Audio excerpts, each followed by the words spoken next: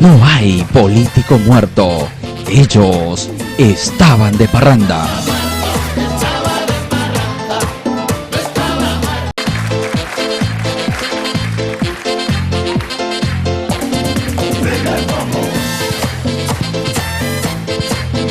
Muy buenos días, bienvenidos a Agenda Nacional, que se transmite a través de radiofpp.com.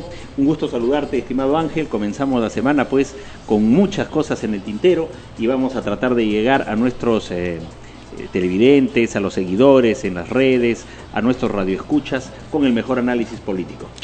Buenos días, Rafael, buenos días a todos nuestros radio oyentes de su señal virtual radiofpp.com, a quien le pedimos mil disculpas por las fallas técnicas que están habiendo en estos momentos, que en algunos de repente no nos puedan sintonizar directamente a través del acceso de radio fpp.com, pero lo pueden hacer a través de la versión del programa de Tuning Radio, que por ese acceso pueden ingresar a sintonizar nuestra frecuencia, y también anunciarles a cada uno de nuestros radio oyentes que ya muy pronto estaremos lanzando nuestra señal de televisión.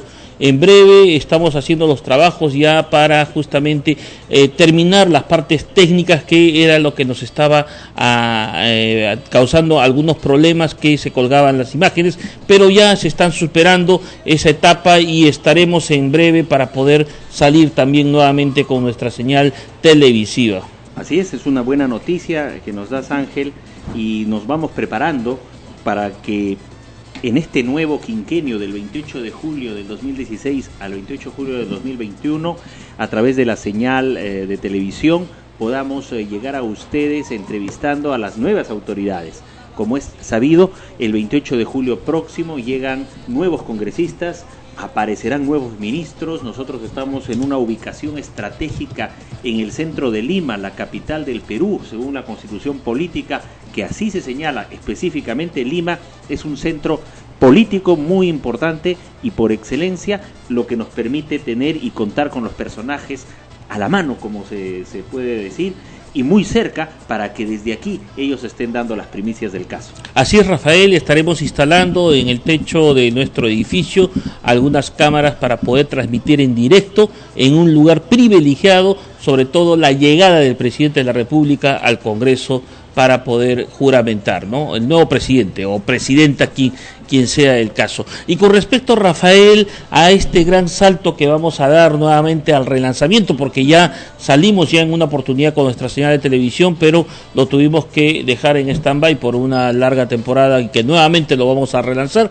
Esto es un primer paso justamente para alcanzar nosotros, a través de la Federación de Periodistas del Perú, tener una señal abierta de televisión, así como también una señal abierta en AM y en FM para la radio de la Federación. Esto es un proyecto, aunque bastante ambicioso, pero no imposible, pero yo estoy plenamente seguro que en el trayecto de lo que vayamos desarrollando o ejecutando esta señal virtual, vamos a lograr muchos éxitos y lograr tener sobre todo nuestra señal abierta para que toda la ciudadanía en general, sin necesidad de poder acceder por el internet, puedan hacerlo por sus televisores y sus receptores de radio. Así es, y además, en este marco institucional, a través de programas de estas características como Agenda Nacional, vamos a tener también la voz de los gremios, la voz de las organizaciones sociales, comités de vaso de leche, organizaciones de pensionistas, jubilados,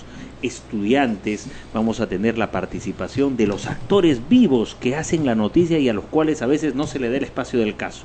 Esa es una fortaleza que tiene Agenda Nacional y esta institución, porque tendremos la voz directa de los protagonistas y aquellos a los cuales a veces se les invisibiliza. Así es, y también a cada uno de los trabajadores le damos un fervoroso saludo por el Día del Trabajador, que se ha celebrado el día de ayer, 1 de mayo, en conmemoración pues a la gesta de 1884 en Chicago, donde miles de personas realizaron pues una gran paralización y que esto concluyó pues con el sacrificio de cinco trabajadores, 5 mártires de esta gesta, dentro de los cuales eran tres eran periodistas y los otros 2 uno era carpintero y el otro era un estibador. Esto pues representó que justamente esta fecha se lograra pues la conmemoración del Día del Trabajador a nivel internacional y a nivel mundial. Solamente en el mundo son 2 países que no celebran el Día del Trabajo el 1 de mayo, entre ellos es Estados Unidos y el otro país que es Inglaterra. Un poco paradójico porque en Estados Unidos fue justamente que inició el movimiento anarcosindicalista, donde concluyó pues con este gran éxito de poder instituir las 8 horas de trabajo, un logro bastante épico, y sobre todo que en esa oportunidad se trabajaba incluso hasta 12, 14 horas en el peor de los casos, y se tenía pues una explotación del hombre por el hombre. Así es, el trabajo dignifica al hombre. Las propias Sagradas Escrituras hablan que comerás el pan con el sudor de tu frente, y en esta batalla, en esta lucha por el trabajo, no podemos dejar de lado los derechos que le asisten a estos trabajadores, y por excelencia la Federación de Periodistas del Perú, la CTP, están en esa batalla permanente, y este apostolado entregamos también a las nuevas generaciones para que estas generaciones estén embebidas de esa mística, del conocimiento de la historia de esos mártires de Chicago al cual haces referencia, y sobre todo para que proyecten valores hacia la sociedad a la cual pertenecen esas nuevas generaciones. Así es, Rafael, y sobre todo algo muy importante, porque justamente el espíritu de la lucha de la jornada por las 8 horas era poder establecer 8 horas de trabajo, 8 horas de descanso que necesita el ser humano, y 8 horas para dedicarla a la familia.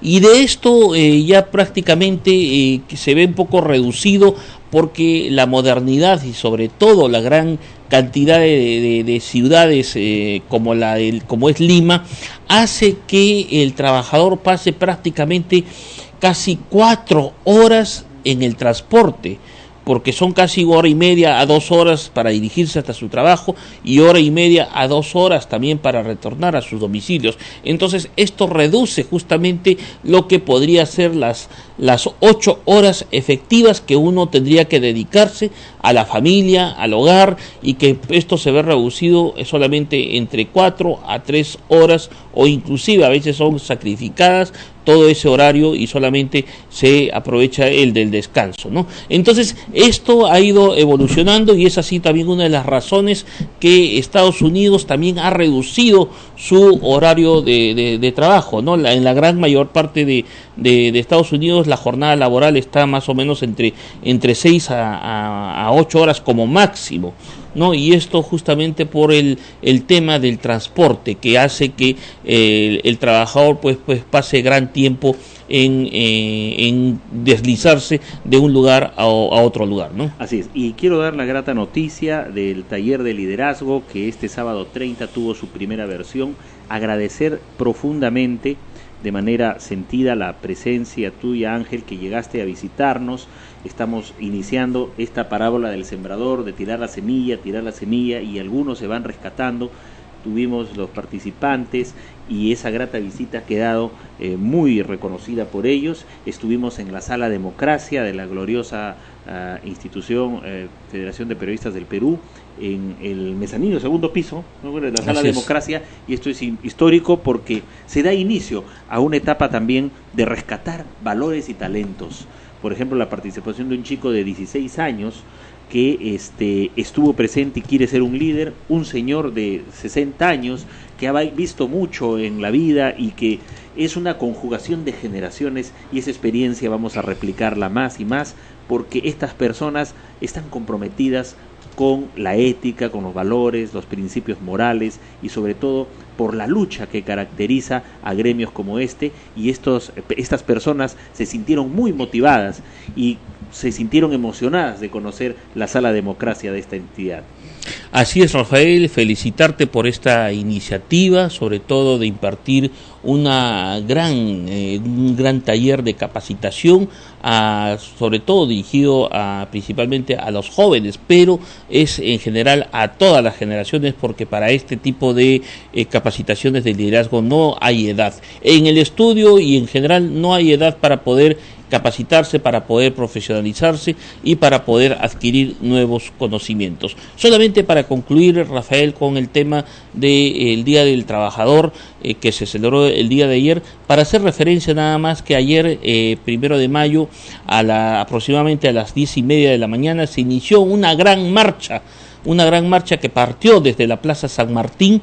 Todos los trabajadores encabezados por la Confederación de Trabajadores del Perú, la CTP, liderado por su secretario general Elías Grijalva, partimos, todos los gremios sindicales, partimos desde la Plaza San Martín y subimos por Nicolás de Piérola hasta la avenida Bancay, con destino hasta Jirón Ancash, para concluir en el Jirón Ayacucho 173, donde está la sede central de la CTP, donde se realizó finalmente una ceremonia oficial con la participación pues de todos los gremios sindicales, en el cual concluyó también con un gran baile, un almuerzo y un baile y un show artístico en el cual participamos todos los trabajadores. Ese mismo día, en la mañana, a las 9 de la mañana, se hizo una romería pues al mausoleo donde está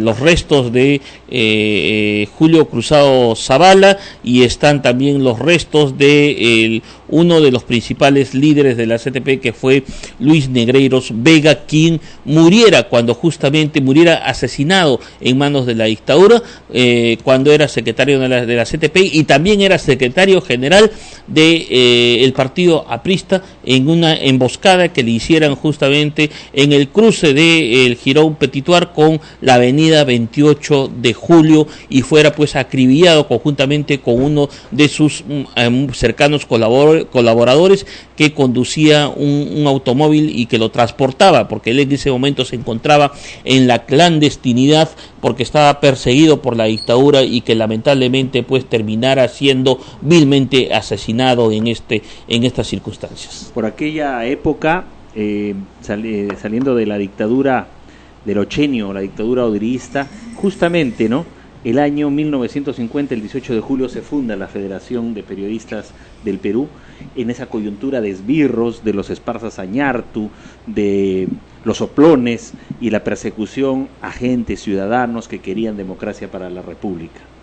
Así es, ha sido una época muy dura, una época en la cual no solamente hubo encarcelamientos, hubo persecuciones, sino también hubo muchos asesinatos. Recordemos también que en esa misma época fue asesinado también a Arturo Sabroso, Arévalo, una serie de personajes que eran líderes sindicales, y que justamente por sus luchas sociales que fueron pues víctimas pues de la mansalva de la dictadura, ¿no? Vamos a una pausa, estimado Ángel, amigos, en breve con ustedes y el análisis político a puertas ya de las elecciones del 5 de junio. Vamos a la pausa y volvemos.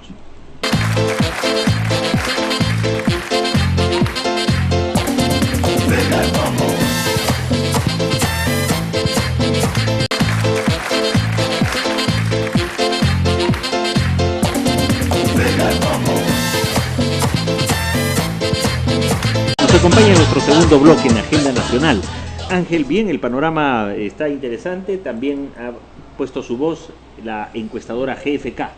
Así es, GFK el día de ayer pues ha lanzado su última encuesta en el cual nos da pues reveladores alcances, y sobre todo un tema muy importante de que la brecha entre PPK y Keiko Fujimori se ha cortado prácticamente a su más mínima expresión. Hay una diferencia de 0,2%, estamos hablando de prácticamente 2 décimas de porcentaje en la intención de voto, ¿no? PPK está con una ligera ventaja, está él entre 50.1%, mientras que Keiko Fujimori está con 49.9%, ¿no? Esto realmente hace que estas elecciones, esta segunda vuelta, sería pues daría un ganador de fotografía, podría decirse, en el cual pues prácticamente se van a tener que disputar voto a voto en las ánforas si es que las elecciones fueran el día de hoy, ¿no? Sí, la encuestadora GFK también revela lo que corresponde al antivoto.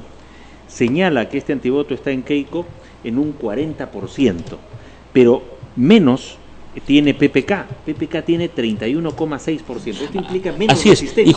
Y justamente lo que manifiesta la encuesta de GFK es de que el voto, el trasfase del voto que ha tenido PPK de los otros partidos políticos ha sido justamente no tanto porque están de acuerdo con las propuestas, sino es un poco más por evitar que Keiko Fujimori llegue al poder. Así es. Ahora, en esta circunstancia va a depender muchísimo los pasos que den tanto Peruanos por el Cambio como Fuerza Popular. Y hubo un incidente que se produjo últimamente, por ejemplo, dentro del partido de Pedro Pablo Kuczynski, es una desavenencia entre Cheput así es, entre Jerez y Vizcarra, ¿no? En el cual pues Jerez un poco alarmado por las circunstancias de el que fuera dejado como encargado y jefe de campaña de Peruanos por el Cambio, que fue PPK, que lo dejó a Vizcarra, se sintió un poco herido porque, según dice, no fue tomado en cuenta, ¿no? Mira, estas cosas son bien interesantes analizarlas, ¿no? Porque quien lucha desde un inicio con un partido nuevo, ya hace varios años atrás, y es la semilla de lo que hoy se conoce Peruanos por el Cambio, es Salvador Heresi, ¿no?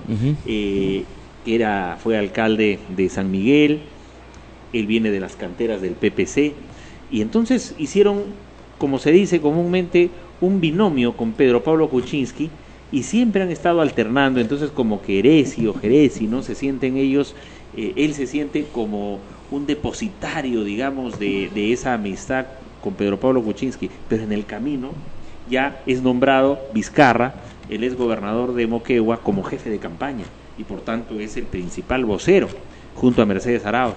Pero últimamente estaba saliendo a varios medios, Salvador, y entonces en estas cosas se dieron algunas diferencias y Vizcarra lo llamó al orden y dijo, bueno, él no es vocero, le dijo. Y esto entonces ha hecho que Salvador Heresi se sienta lastimado. Sin embargo, anoche Pedro Pablo Kuczynski ya lo ha minimizado y dijo, no, el que es el hombre clave acá es Vizcarra. Así es, ¿no? Lo que pasa es que Rafael, si nosotros nos remontamos a las elecciones anteriores, podemos analizar que también esta es la segunda crisis pública que está atravesando justamente este grupo, porque es casi una alianza personal entre Heresi y PPK, porque PPK no tiene un partido propio y prácticamente ha sido adoptado pues por el movimiento que iniciara Salvador Heresi, y que después concluyera justamente en este proyecto final de Peruanos por el Cambio, ¿no? Anteriormente en las elecciones municipales también hubo una crisis porque PPK, el grupo de PPK, principalmente los jóvenes, un poco que quisieron acaparar las candidaturas a las alcaldías distritales, principalmente de Lima, así como de la composición de los regidores, ¿no? Y que esto terminara alejando prácticamente a los principales colaboradores muy cercanos a Salvador Heresi, que prácticamente en su gran mayoría abandonó pues el proyecto inicial, que era, si no recuerdo, PPK más, algo así era sí.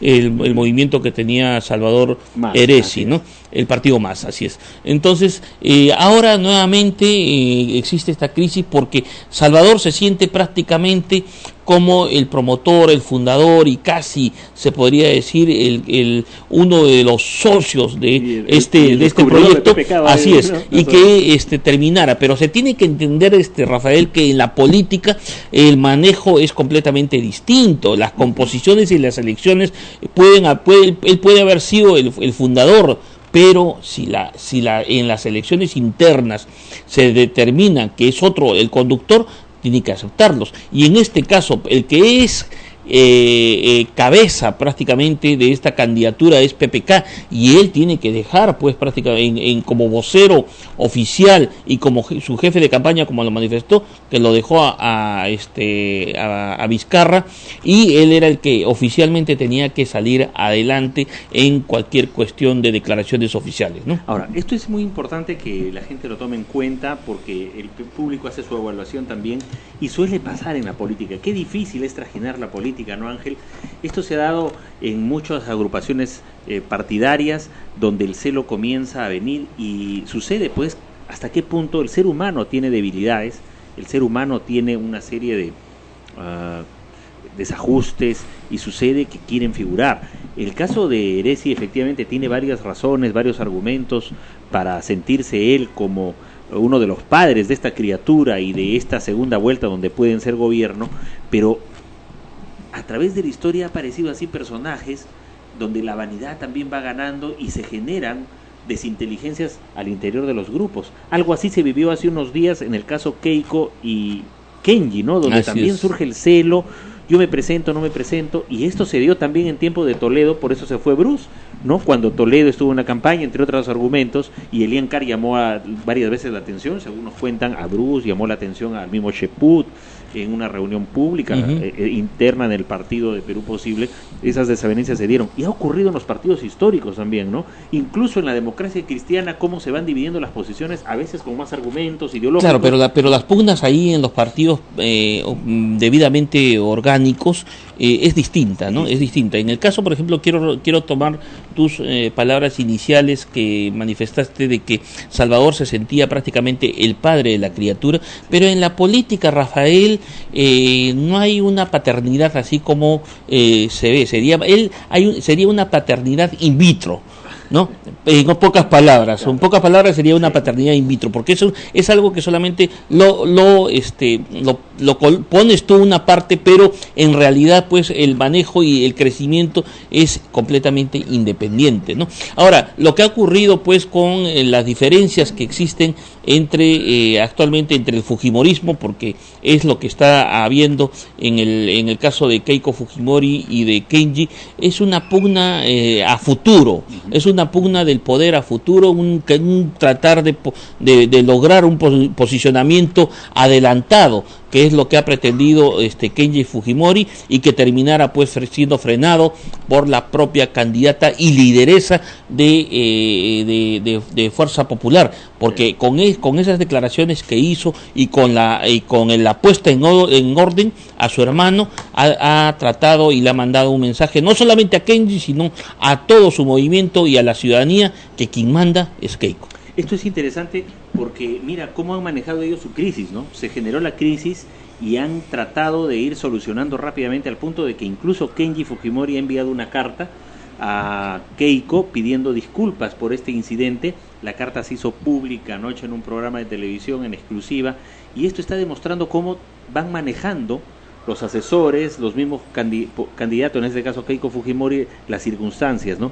Y esto parece ya es una etapa concluida, cerrada, es un voltear la página en el caso de Fuerza Popular del Fujimori. Al menos por el momento. Por el momento, ¿no? La procesión va por dentro seguramente, pero han tratado de manejar mediáticamente el caso, y con la carta de Kenji Fujimori, de alguna manera, tratan de dar por superado este incidente.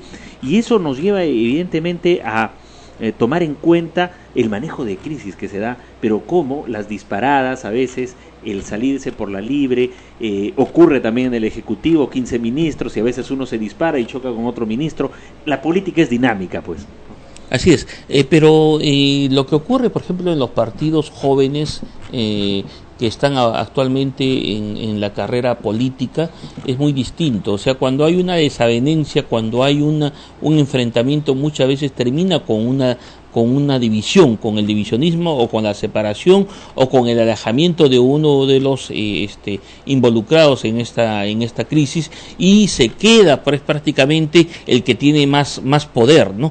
Pero a distinto de los partidos orgánicos como es el PPC, el Partido Aprista Peruano, en el cual las crisis son bien manejadas. O sea, si hay algunas desavenencias, algunas posiciones distintas, terminan siendo consensuadas y siendo acatadas en su integridad, como ha sido el caso último del PPC, en el cual esa gran desavenencia que parecía que iba a provocar una fisura y un divisionismo entre Lourdes Flores y Raúl Castro, y terminó siendo acatado en su integridad por todo el partido, al igual que en el APRA. En el APRA también vamos el caso, por ejemplo, de las desavenencias y el conflicto que hubo en las elecciones municipales donde fuera candidato Carlos Roca, y que después terminara siendo desbancado pues de su candidatura y que fue acatado disciplinadamente por él.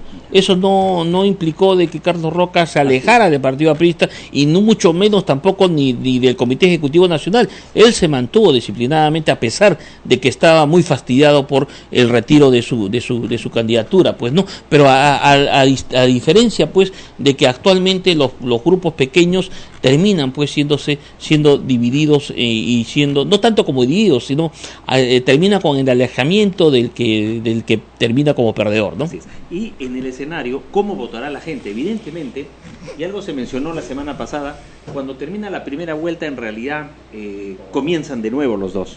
Y esto se ha evidenciado en lo que GFK lanza en su encuesta y las anteriores de Ipsos, la anterior de CPI, donde se da este empate técnico. Y es que es el voto a voto. No se sabe cómo van a reaccionar las personas. Incluso no se sabe el asunto del endose, ya no existe ese endose. Sucede lo siguiente, me explico. ¿Cómo votará realmente el elector que está cercano a Verónica Mendoza? ¿Cómo votará, por ejemplo, el elector del Partido Aprista? El Partido Aprista ya dejó en libertad para que voten sus militantes. El Partido Popular Cristiano, muy reducido en su militancia, es cierto, pero ya dejó en libertad. Viene el cálculo político. Por ahí se señala que incluso Verónica Mendoza, a ella, que también ha sido llamada al orden porque Gregorio Santos la desautorizó la semana pasada, ¿no? Diciendo, no, es una simple opinión la que ella da, pero no necesariamente es la vocera del partido. O sea, Gregorio Santos también. Entonces viene el cálculo electoral para el 2018, para el 2021. ¿Qué le conviene a Verónica Mendoza? ¿Que gane PPK o que gane Keiko? Algunos de la izquierda dicen que gane Keiko porque así se desgasta más y la posiciona mejor a la fuerza de izquierda en general y en particular a Verónica Mendoza para irse al 2021. Ya son las especulaciones al interior de cada partido. Bueno, yo no creo que Verónica Mendoza esté viendo un poco en el tema esto de la conveniencia, porque en realidad lo que más le está preocupando, y vemos definitivamente que está trabajando muy activamente en ese campo, es el no a Keiko, el que justamente la gente no vote por Keiko, porque si ella estuviera midiendo el tema justamente de la conveniencia de que si gana Keiko o gana PPK, en el caso de Keiko ella tendría una mayor participación activa, sobre todo en el Congreso de la República, y de repente con las grandes movilizaciones que ella encabezaría a nivel de la sociedad civil en las zonas de conflicto, no estaría de repente trabajando por el voto contra Keiko, ¿no? Ella ha manifestado de que lo que ella está proponiendo no significa de que sea un apoyo a PPK, pero que sí activamente va a trabajar por el no a Keiko Fujimori. Y otro personaje es Julio Guzmán. Julio Guzmán no se ha detenido, está en reuniones por distintos lugares, está tratando de organizar una base de apoyo para las firmas, para el partido propio, y en sus cálculos también seguramente está la perspectiva de estos dos personajes, quién sería mejor, Keiko o PPK, para sus ambiciones políticas. O sea, incluso ya se menciona que Julio Guzmán está siendo uno de los más preferidos entre el público de cara a justamente en la última encuesta de GFK le da casi un 30% de que si Julio Guzmán hubiera participado en este proceso electoral, hubiera alcanzado de repente un 30% de la votación, ¿no? Esto también un poco que las encuestadores están jugando, porque no cabe de repente la ubicación de Julio Guzmán, que no tiene absolutamente nada que hacer prácticamente en este proceso electoral, porque no está ninguno de ni su partido político, ni ningún representante en el Congreso de la República. Entonces, un poco que de repente las encuestadores están jugando a tratar de posicionarlo para las próximas elecciones, y el electorado no se olvide de quién es Julio Guzmán. Entonces, esto es un poquito, a mi parecer, en cuestión de un criterio muy personal, de que estaría un poco direccionado para que la gente tenga justamente o mantenga la imagen y la figura de Julio Guzmán y lo recuerde para las próximas elecciones, y sobre todo para ayudarlo después del proceso electoral, ayudarlo justamente en el posicionamiento dentro de las próximas encuestas que se vengan después de ya elegido el presidente de la República. Así es, y vamos a ir a una pausa, Ángel, regresamos con más. Keiko Fujimori ha dicho que la nueva bancada, o sea, su bancada de 73 personas, no verá el caso de Nadine Heredia. No caeremos en el autoritarismo, dice. Cura de silencio, Alan García mantiene pues su silencio. Vemos defensor del pueblo, ¿habrá o no habrá defensor del pueblo esta semana, mañana martes? Hay mucho en el tintero entonces, Ángel. Vamos a la pausa y volvemos. Regresamos justamente con el análisis de las últimas declaraciones de Keiko.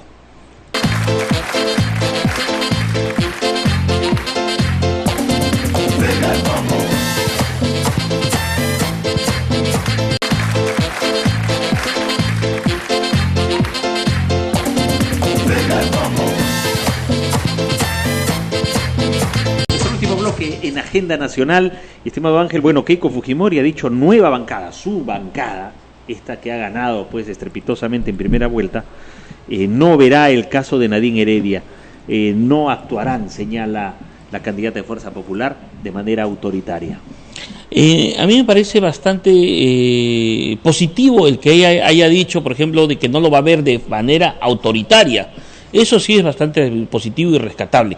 Lo que sí yo cuestionaría es el tema de que el Congreso de la República no investigue este proceso que ha tenido la señora Nadine Heredia, la primera dama de la Nación, con el tema de las agendas, donde estaría implicada en una serie de lavados de activos. En ese campo sí yo cuestiono mucho de que si el Congreso de la República, especialmente la bancada de Fuerza Popular, no lo va a tocar, sería bastante preocupante, porque esto sería un indicativo justamente de que al no tocar el tema de las agendas de Nadine Heredia, tampoco tocarían los temas de corrupción de los otros gobiernos, y principalmente en los cuales está implicado el gobierno de su padre Alberto Fujimori, en el cual todavía hay muchos casos que están pendientes y que hay muchos comprometidos, entre ellos algunos que han salido reelectos como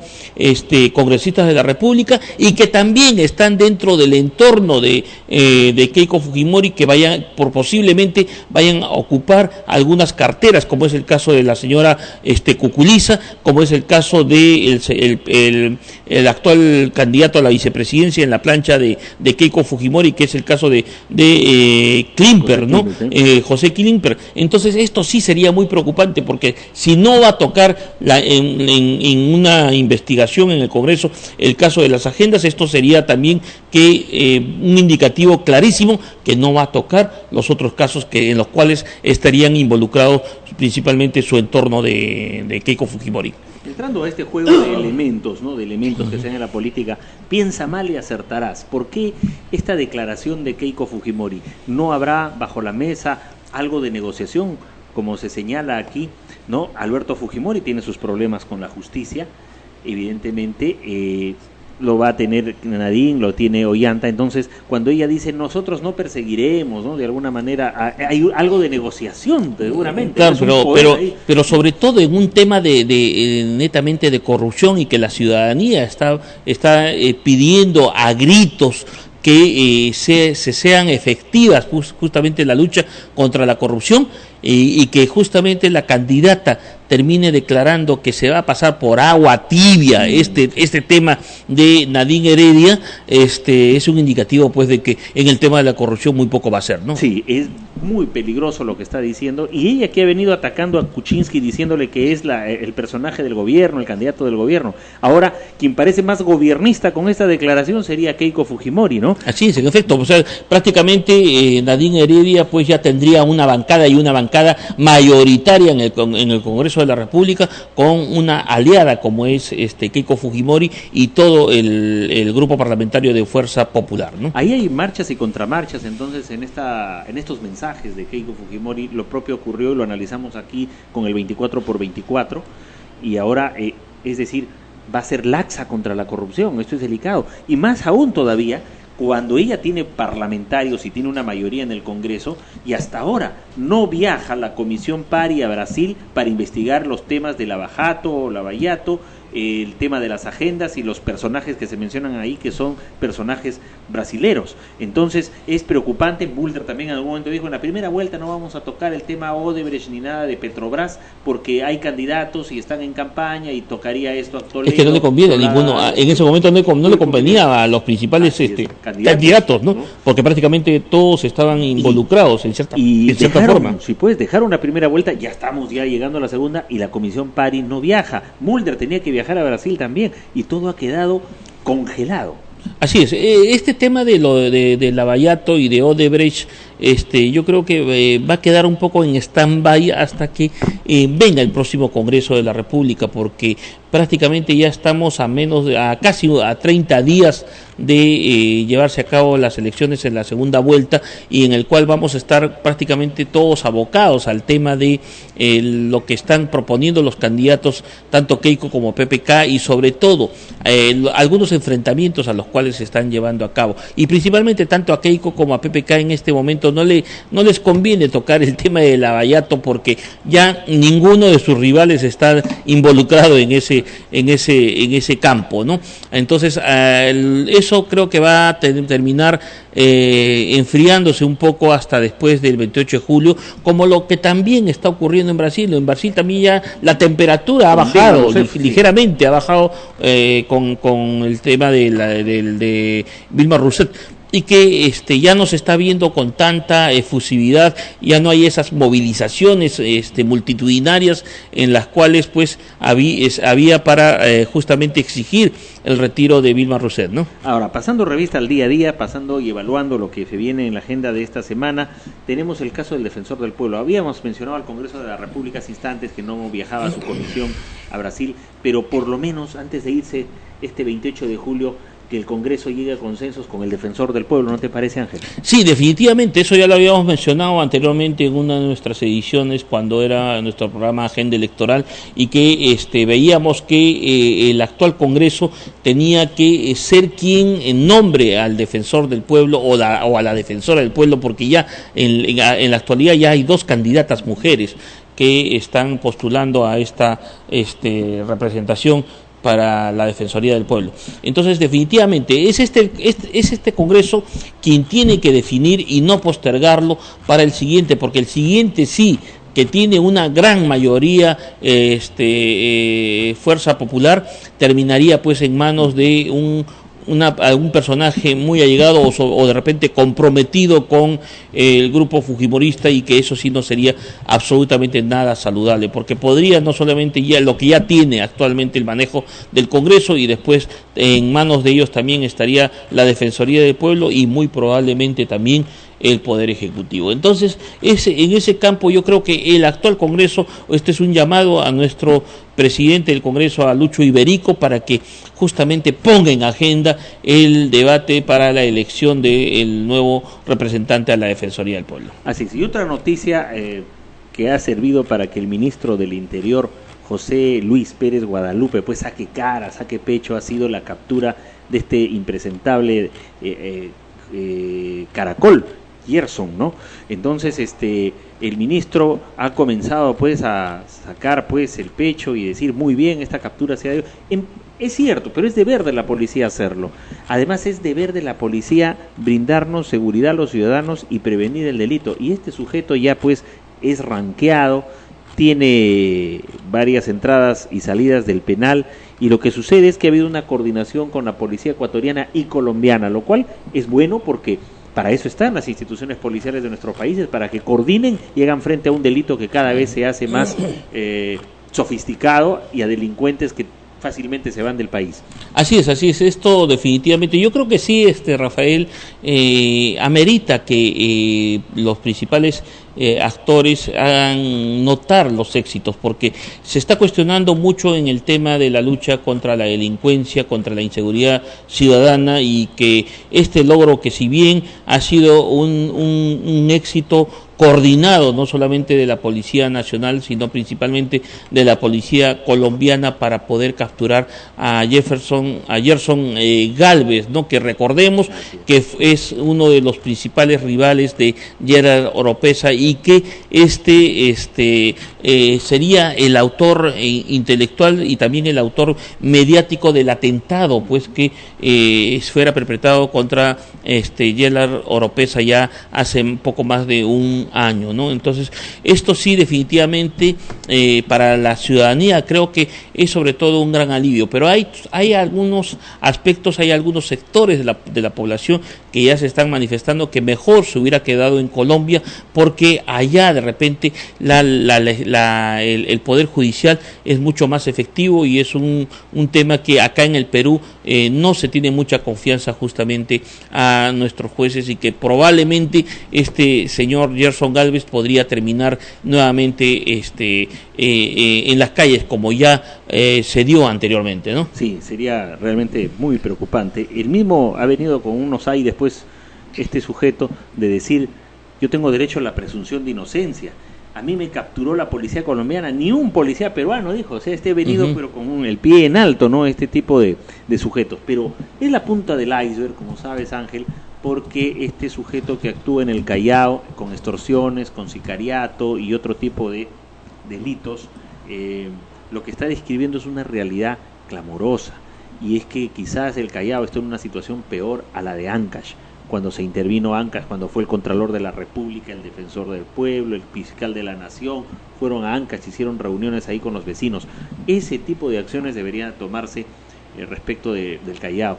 Pero además, fuera del primer puerto, está creciendo la delincuencia muy grande en Barranca, en Huacho, la delincuencia está en Casma, palpitante ahí, en Nuevo Chimbote, y se está llegando a otras ciudades, y eso el ministro del Interior tiene pues que, antes de irse, con esos 30.000 soles que se lleva, pues concentrarse al máximo, empoderar a su policía y salir al frente. Así es. Antes de pasar a otro tema muy importante, que es justamente las luchas laborales que están ocurriendo al interior del país, mencionar nada más de que en el caso de Caracol, había una recompensa de 500.000 soles, ¿no?, que son aproximadamente cerca de $140.000. Entonces, esa recompensa, ¿a dónde va a ir, no? Si esto ha sido un dato de algún ciudadano colombiano o algún peruano que ha estado cercano a Caracol, quien lo habría delatado, no sabemos mucho, ¿no? O que si fue justamente un trabajo preciso de inteligencia de la policía peruana con la policía colombiana. No se ha dado mayores detalles al respecto, pero sí es un tema, creo que se tiene que preguntar, se tiene que cuestionar, porque no vaya a ser más adelante que se diga que se dio la recompensa y por el tema de la protección al que haya dado la información no se sepa y termine justamente este dinero en manos de las personas menos indicadas, o que no hayan estado involucrados en la captura pues de Caracol. Por otro lado, Rafael, tenemos una huelga que se está dando de los trabajadores de la empresa agroindustrial Casagrande, que tiene ya más de 40 días que están en huelga, y que están constantemente, prácticamente diariamente, están siendo reprimidos en Casagrande, que es una localidad de Ascope, la provincia de Ascope, en el norte del Perú, en la región La Libertad, en el cual pues están siendo reprimidos y están siendo perseguidos por la policía, están sufriendo una serie de reglajes, de intervenciones a sus domicilios y sobre todo cuando ellos hacen movilizaciones y cuando hacen protestas o reclamos en la puerta de la agroindustrial Casagrande, terminan no solamente agredidos por las fuerzas del orden, sino también por los personajes que son contratados para seguridad de esta empresa. Entonces, nuestra total solidaridad con los trabajadores de Casagrande, que están en este momento sufriendo pues una serie de atentados a sus libertades y sobre todo que no se está hasta el momento solucionando sus demandas, sus reclamos que están esgrimiendo. Y sobre todo también un llamado a todos los medios de comunicación para que difundan estas noticias que lamentablemente no se está actualmente viendo en la televisión, en las pantallas, ni mucho menos en los titulares de los medios de comunicación escritos. Sí, efectivamente, conflicto de Casagrande, histórica también Hacienda, y allá en Trujillo. Y antes de terminar en el plano internacional, hay una noticia muy curiosa, ¿no? Viene de Nueva York y ahí te cuento otra noticia de Estados Unidos con Cuba.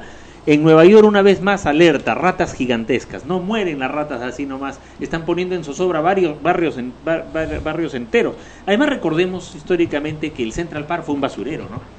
Fue un basurero hace mucho tiempo y deben haber cavado muy hondo las ratas, están apareciendo y están fue un asustando. Pantano, tengo entendido, fue un pantano, o sea, que sí, fue dragado y que terminara justamente en un gran parque, ¿no? Hay una película, Pandillas de Nueva York, ahí justo se relata también este episodio y cómo las ratas en Manhattan, en otros lugares de Estados Unidos, de Nueva York, están haciendo y causando zozobra. Pero lo interesante, mira Ángel, es que ya con Cuba las cosas ha habido una distensión, si bien el embargo no termina, pero los cruceros ya están llegando.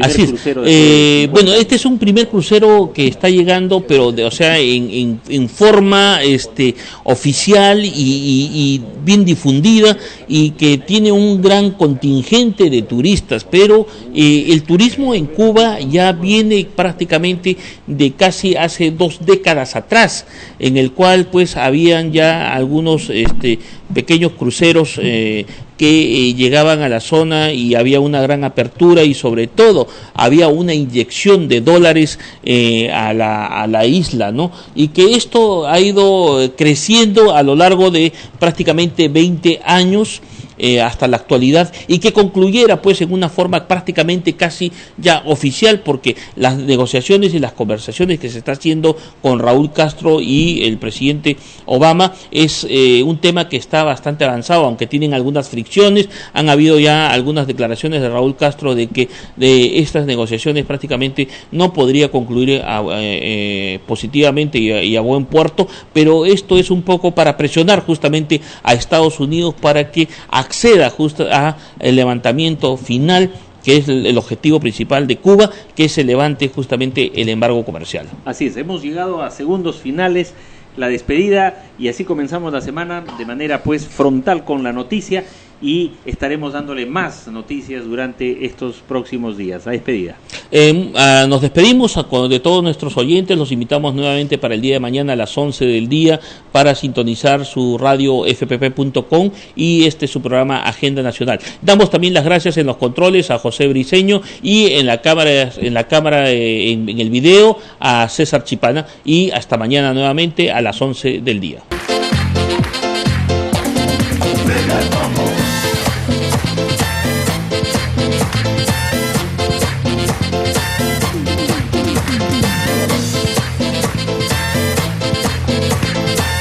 No hay político muerto. Ellos estaban de parranda.